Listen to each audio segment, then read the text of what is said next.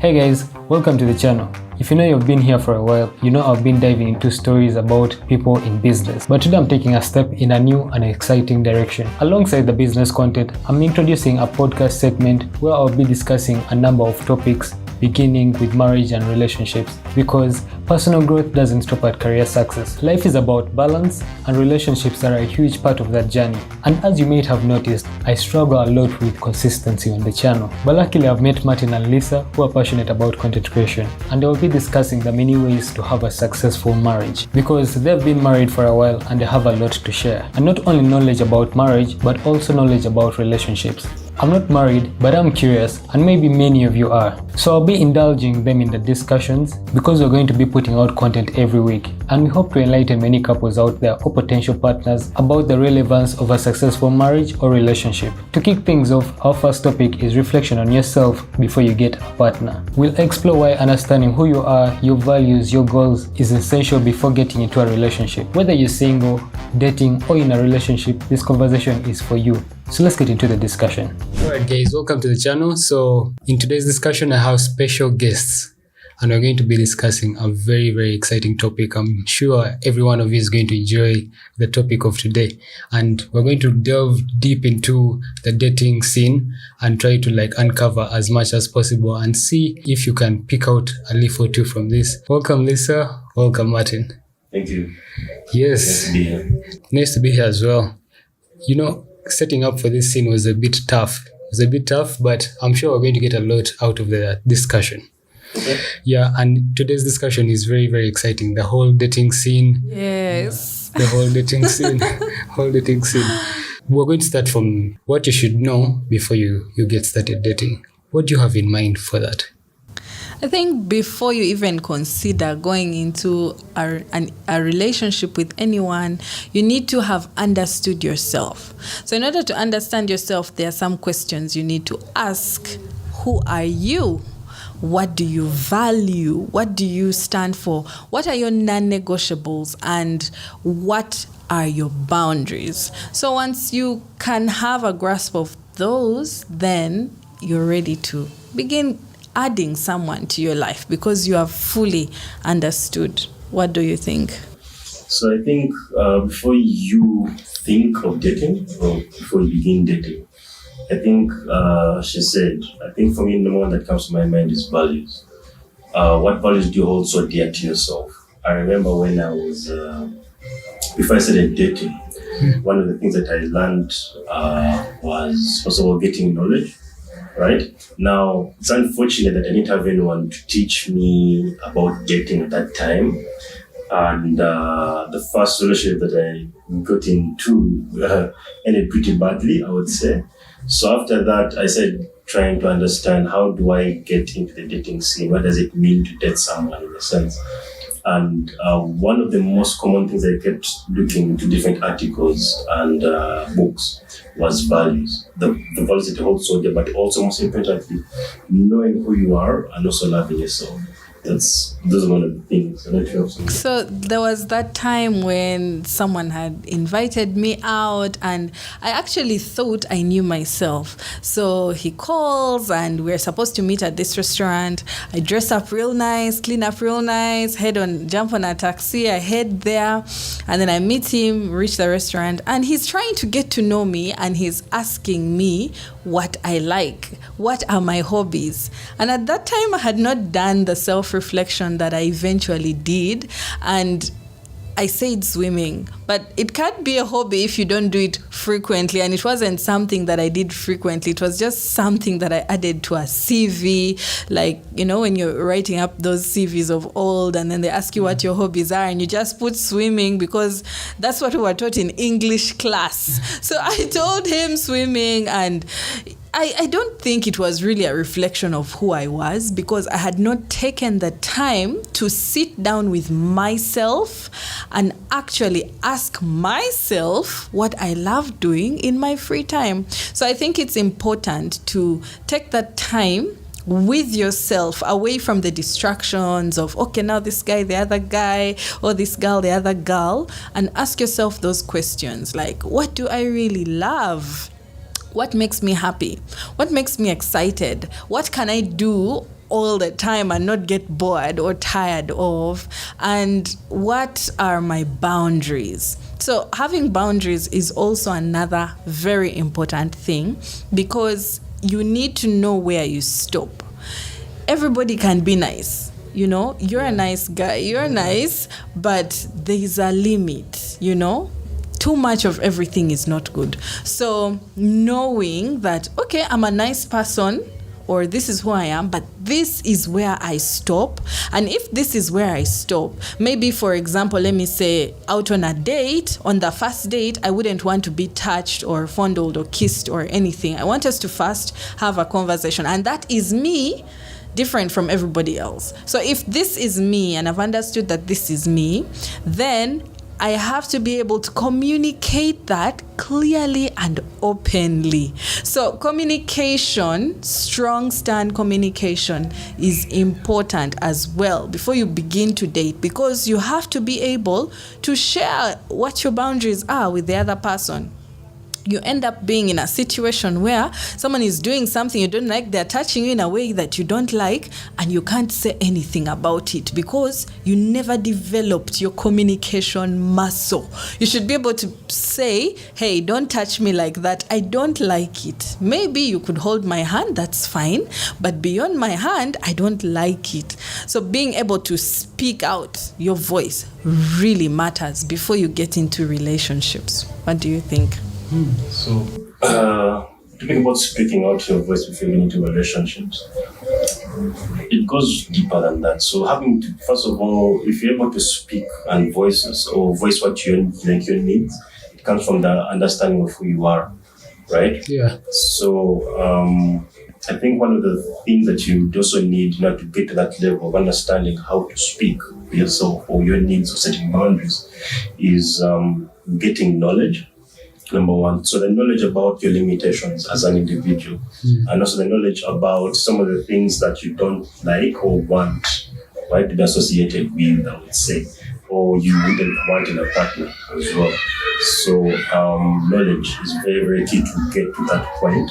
So I remember when after that breakup scenario, I was reading all these books about men. And I was trying to understand from a standpoint of view about me as a man, who am I as a man? What are my needs? What would I like in a sense, right?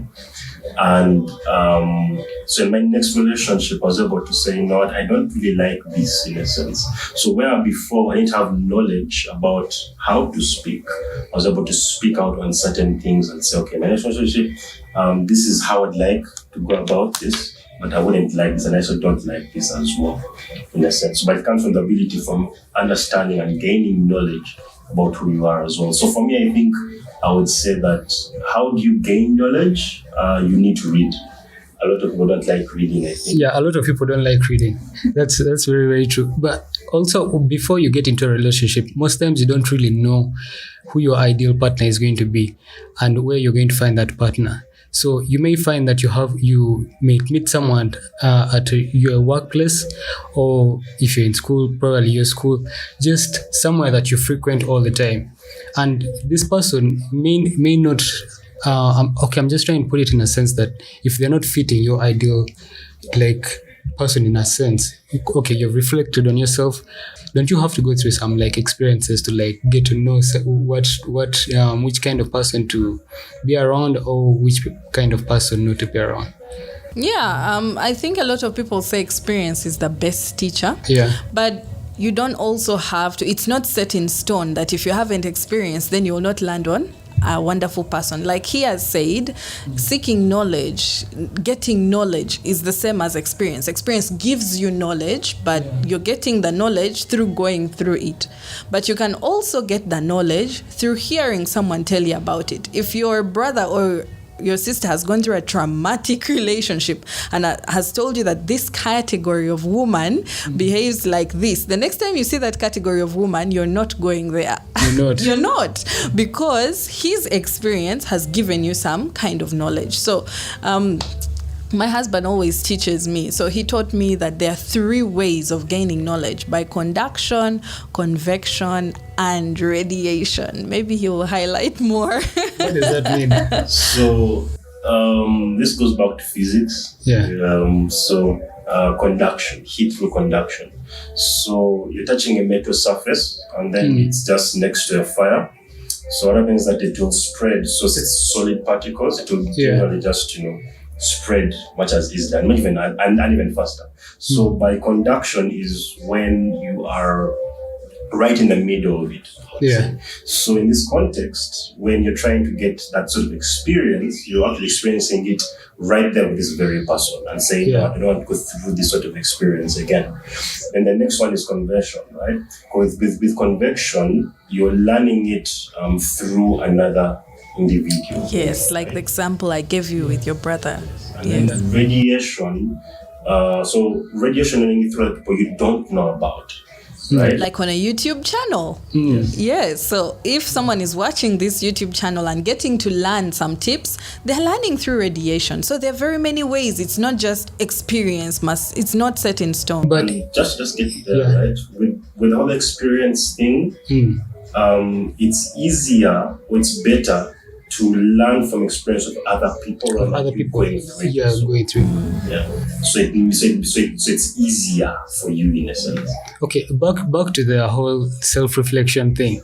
We live in a traditional society in a sense. Absolutely. And sometimes men don't expect you to come with your own values and your own values. They don't expect you to come with your own values. And if you tend to have like values for yourself, don't you think you're not going to get a partner straight away? Or isn't it going to take you a while to get a partner? A good partner who has made it, who has money, because these are the people that you're probably looking for. You're not looking for a Chris Abraham who's well mannered or something, who's humble but doesn't have money. You're looking for someone with money, probably. I like to think that most women are looking for someone who can take care of them, because that's like priority number one. Okay, yeah, but still, the quality of person you get, you only attract who you are. So if you are someone who speaks fluent English, you're well studied, you're well read, you can quote some books here and there, trust me, you're going to fail to have a conversation with a chick who cannot make 2 sentences. So automatically that has already disqualified that relationship. It's not even going to be in the cards for you, unless in few scenarios where people actually go out of their way to get such relationships. So who you are actually builds on the kind of person you attract. So if I have values, the people who don't have values are going to be intimidated by me. They'll feel like, okay, maybe she's proud, and they'll all run away, like you've said. Yes. But then there are people who are out there who are actually looking for someone who has values, looking for someone who is, well-read. That actually leads me to the next question. Yes, and where do you find these people? Yeah. Where do you find these people? Where can you find these people? Okay, so I think where you hang out can vary, and for me, it has been maybe at a book club. Then I'll meet someone who also likes reading books. Yeah. So wherever you are, maybe if I'm an entrepreneur, so if I go to hang out around places where entrepreneurs are, I'll probably find someone who also has an entrepreneurial mindset. So if I want a certain category first, before coming to that question of where should I find this kind of person, the first question you need to ask is, how do I become this kind of person? You see, you want an entrepreneur, but you're not entrepreneurial, so you're not even going to be on the same wavelength. Yes, he's rich, he has the money, but he can't even converse with you because you are on 2 different pages. So you have to first focus on becoming before you now begin to look for someone who is, because you need to think about what you're bringing to the table. And I'm not talking about finances. I'm talking about character. I'm talking about your confidence, your energy. All those things radiate and they make the relationship amazing and beautiful. So if you have cultivated them in yourself, it will be attractive to that other person who is also that kind of caliber and quality. Quality attracts quality. That's the fact. Yeah, quality attracts quality. Very, very true. So there's something you mentioned. You said, will it take long for you if you have values to actually get a Yes. potential suitable partner. Yes. Yes. Yes and no. it can go both ways, right? But you see, you hear the saying, every Tom, Dick, and Harry, or anything that just passes by, Yeah. in a sense. But in this case, if you're looking at quality, it takes time to get to quality. And like she said, you need to be in a point where you become that which you want to be before you can actually say, okay, I want this sort of thing, right? Yeah. So if you want to be an entrepreneur, build yourself up first to be that sort of thing. If you say, I want a wife who can cook, a wife who can do all these things for me, in a sense, but why not you also do them for yourself? Because sometimes we focus on what the other person brings to the table, not focusing on what we can also bring to the table as well, right? So become that sort of thing. So it takes time to get to that point where, you know what, have values and I want a person like this. So you'll sift probably 90% to get to that quality 10% where you want to be. Then you also asked, where do you find these people? It's interesting because we live in an age where our parents no longer look for us partners. Yeah, matchmaking. So it's now us to matchmaking. meet sex, right? We still have matchmakers and friends and things like that. Yeah. But you find them in so many places. I mean, you can even find someone on the internet. And probably because you guys have a particular interest on something, you find them on the internet. So it's very diverse. I wouldn't say that there's a formula to finding these people in specific places. Just that maybe the people that they associate with it be easier that way, in a sense, and you can now begin to find your own way. But I don't think there's a formula to it. You can find them on the internet. You can find them anywhere. Even talking to someone as you're going home in a taxi. Yeah. I know someone who met someone through LinkedIn because this person was a boss somewhere and they posted a job opportunity and this girl applied, and then when she met him, he was the HR somewhere and they hit it off. It was a professional thing that turned into something better. Yeah. So it's not set in stone. It's not set in stone. Very, very true. It's not. If you go out, you're not going to meet this person who is specifically like very entrepreneurial like you.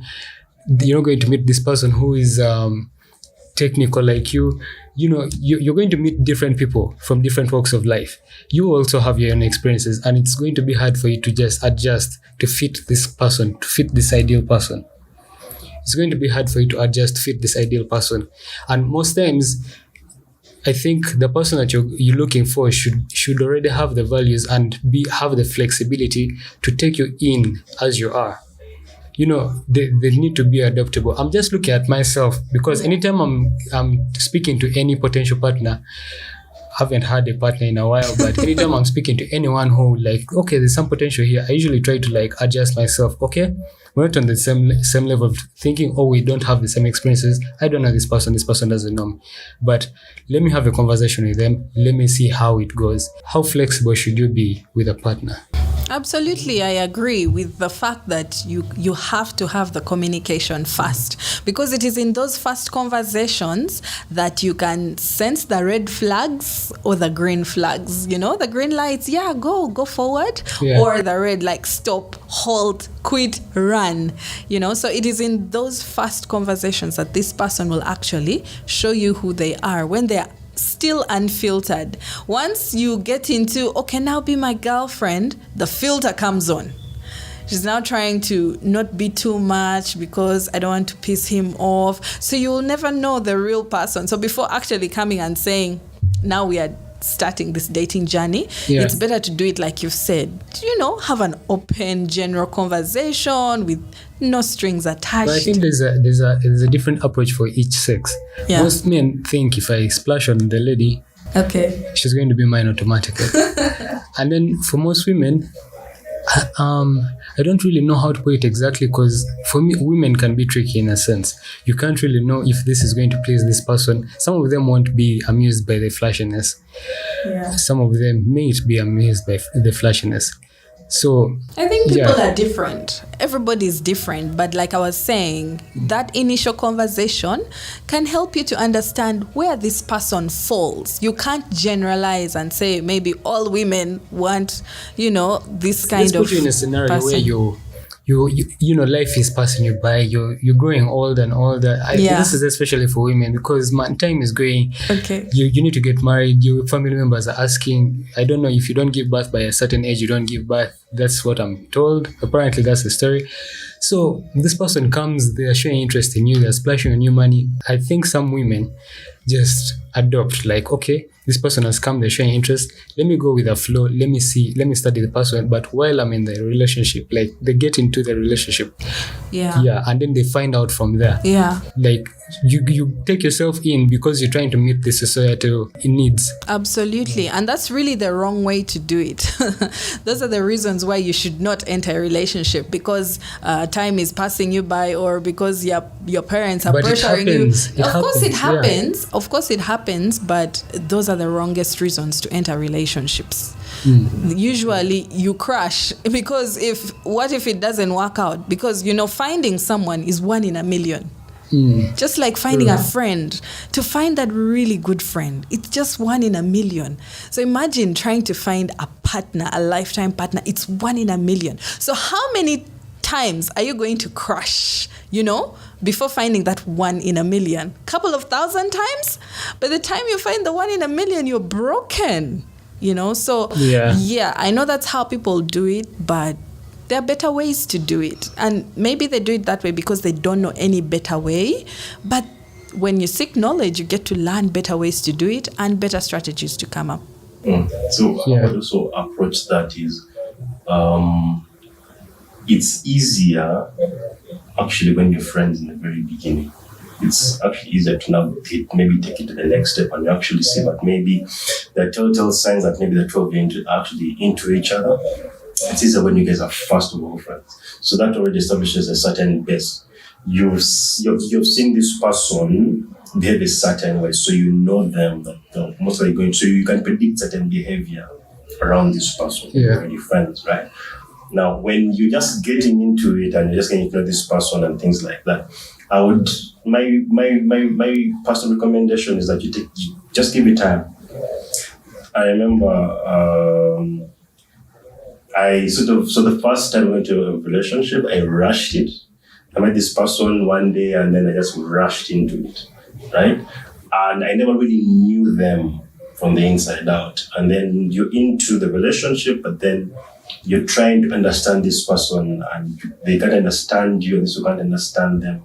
So it has become so confusing, right? Yeah. And then that leads to trauma, right? And then, like you said, how many times are you going to keep crashing until you meet that 1 in a million person, I would say, right? So as a woman or as a man, who would want to be interested in a woman, give it time. Don't rush it. Go for like 5 dates. Get to know the person. Get to meet their friends, and things like that. Don't just get into it so quick. Like in one date, I'm like, I'm in love. I see it's a lot. Like one date, I'm in love. Yeah. I just want to share this analogy. Yeah. When you want to invest your money, your hard-earned, saved money that you've kept for a period of time, working your butt off to raise it to a certain amount, and someone says, hey, here is a get-rich-quick scheme, let's jump in, like this is the one, like how you see that girl and you're like, she is the one, she checks all the boxes on day one. So you jump in with all your billions of money that you have saved and say, well, I might make it, I might not. Would that be wise in business? Yeah, because the business coaches teach us that before jumping into a business with all your money that you have saved, first do research, So why is it that we would do that research for the business, but we would not do it for our lives? This is your life, your experiences, your personal space, your identity, all of you, your body, your soul, your spirit, your mind, everything you have guarded so dear, all your feelings, your pain, your tears, the things that have connected you, made you, and broken you, and you're carrying them and giving it to a person you just met. You see, if it does not make business sense, then it should not make relationship sense. Just saying. Last question. How long should you take before you fully open up to someone? How long should it take? And by what do you mean by fully when opening I say up? fully open up is you start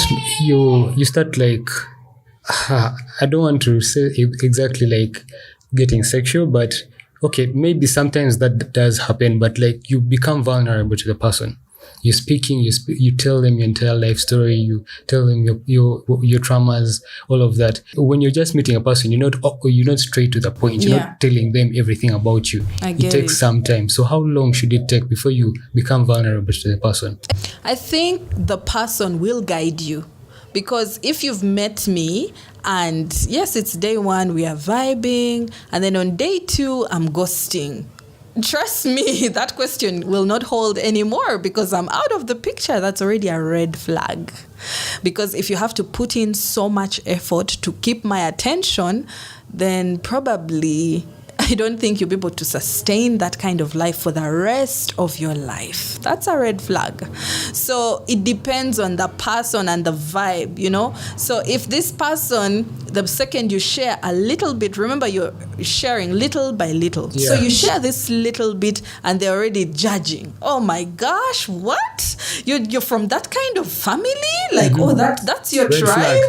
Just know that you are not sharing any more of vulnerability or information. So that person the way the relationship is unfolding will guide you so that you will know this is someone I can actually open up with, or this is someone I do not want to open up with. Yeah. You get to know.